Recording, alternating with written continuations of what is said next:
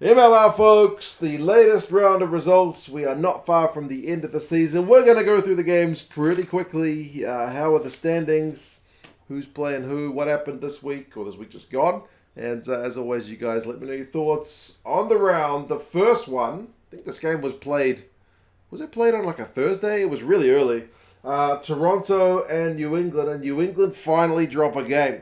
Unbelievable. They were on a huge winning streak, but they have finally dropped the game to Toronto. Toronto kind of needed that one because they're still outside the playoffs with their 8-6 record, but getting the win over New England certainly kind of kept them in that race. I mean, New England are comfortably top of their pool, their conference, but interestingly, no Bodine Waka this week, and that guy's spark is just irreplaceable, I think. I mean, he's just been phenomenal all season. I'm not sure. I didn't read if he was injured or if he was just rested for this one. But either way, Nobody Waka definitely seems to make a bit of a difference. That being said, they had an 11-0 lead early, the Freejacks. I mean, that's maybe been according to the script for their team in their last however many games, like 10 games that they won in a row. But, yeah, they had 2 penalties and a try, 11-0 lead. But then Quatrin kind of stemmed that flow for the Toronto boys with some power to make it 7 points to 11.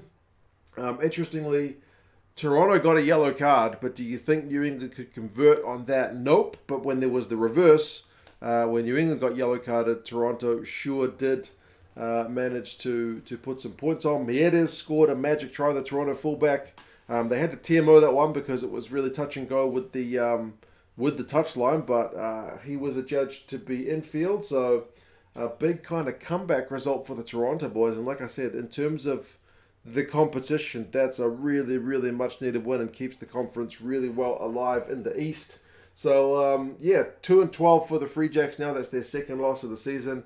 8-6 for Toronto. They are away to ATL next, which is going to be a pretty massive game in itself. Like, ATL had their own test this week, which we'll get to in a second. But that's going to be massive. And then New England are at home to NOLA. They should be able to bounce back with that one. But, I mean, NOLA have been able to put in the big shift every now and again. They've just been too inconsistent this season. DC and the Sabercats, that's probably, like, if you wanted to show someone just like a crazy, entertaining game of rugby, maybe this is the one to show them. 59-42, but maybe not, because you get the expectations high about how many points are going to be scored. I mean, that's bonkers crazy, and it's not that lopsided either. Dean Muir, the Houston hooker, gets 4 tries in this game, 3 in the first half. It is absolutely nuts. DC get a red card, which apparently they're now calling the power play. Taking a leaf out of ice hockey's book, I guess, or hockey as Canadians and probably Americans would call it. Here, hockey is field hockey and ice hockey is the one you play on ice. I know it's hockey is ice hockey in North America, but anyway, we live in different parts of the world. But yeah, it was 28-21 to Houston at halftime. Like, that's higher than some of the other games scored in 80 minutes. So, like I said, it was pretty nuts. Roberts Tanana got a couple of tries for DC. But yeah, it was just crazy. I mean, on the 73rd minutes, DC were actually still ahead.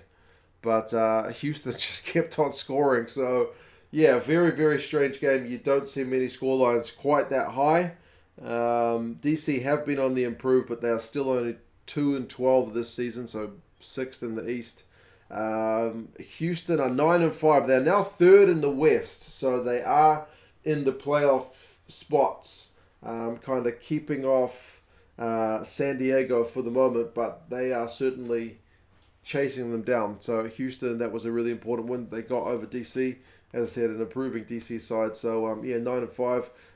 Houston are facing Seattle away next. Seattle have been on the bye this week, and DC are home to New York. I mean, DC's season's been done for a long time, but like I mentioned, they are just trying to finish as well as they can. NOLA and San Diego, 42-12. NOLA, as I said, can't keep a consistent set of performances, but San Diego are still trying to push for these playoffs, eh?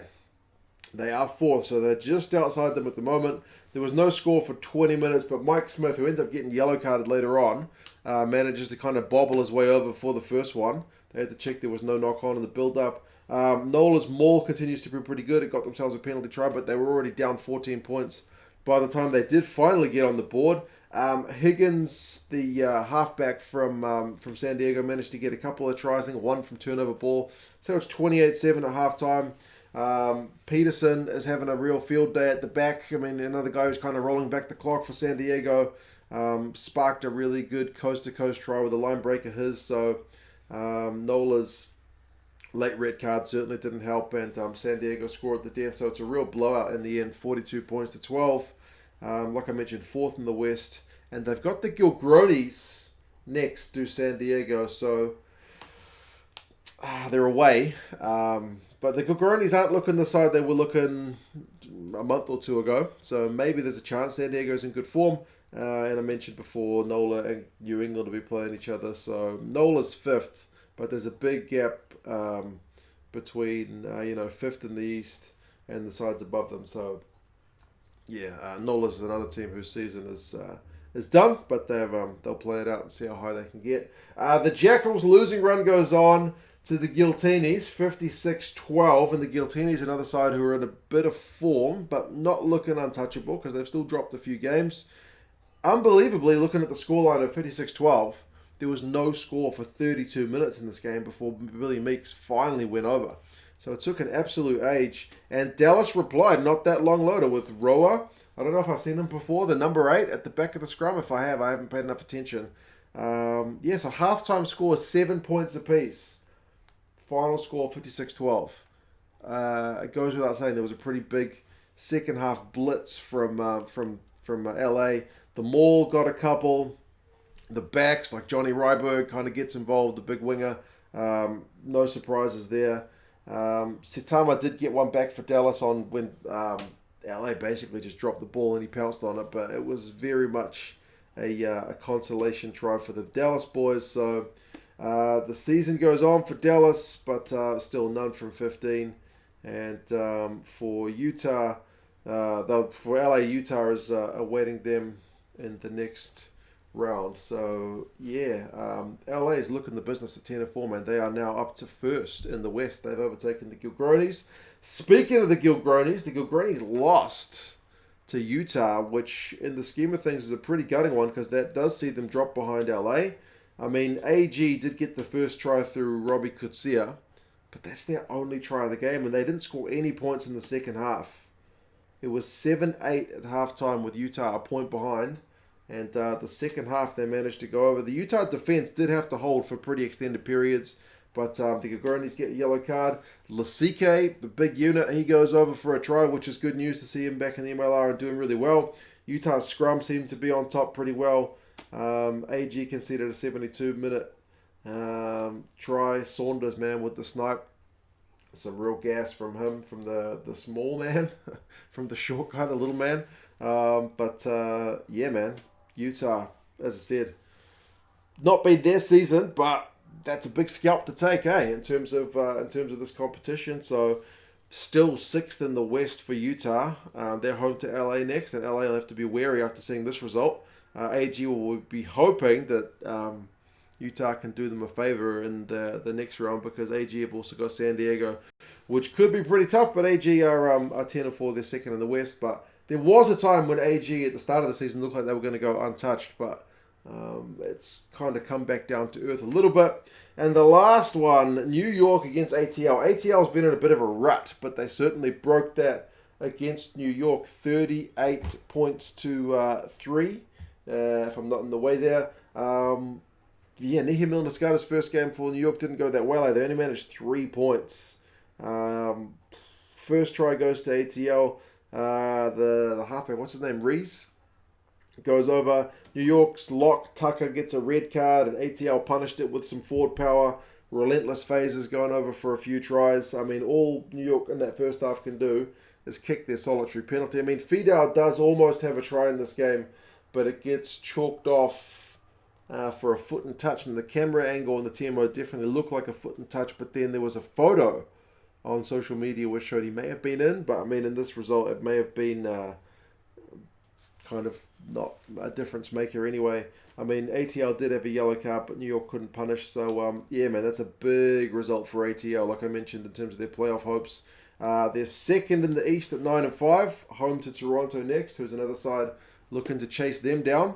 And New York's on the bye, 9-5, third in the East. So, a little bit precarious. But, yeah, it is certainly heating up. Nobody... I have to have a look at the table and how many points are up for grabs. So, I mean, I would imagine the Freejacks are looking pretty safe. But there's a few other positions which still could chop and change. San Diego and Toronto still definitely looking to get themselves into that playoff spot. Houston looking to hold on. ATL looking to hold on. So, yeah, we will see how things kind of pan out. You guys let me know your thoughts on the round that was. And how do you think each conference is going to line up? Who's your favourite at this point? Is it still the Freejacks if Waka is fit? Are the Giltinis coming right at the right time? Do you think they might be the team to beat? You guys let me know your thoughts, and I'll talk to you guys again soon. See you later.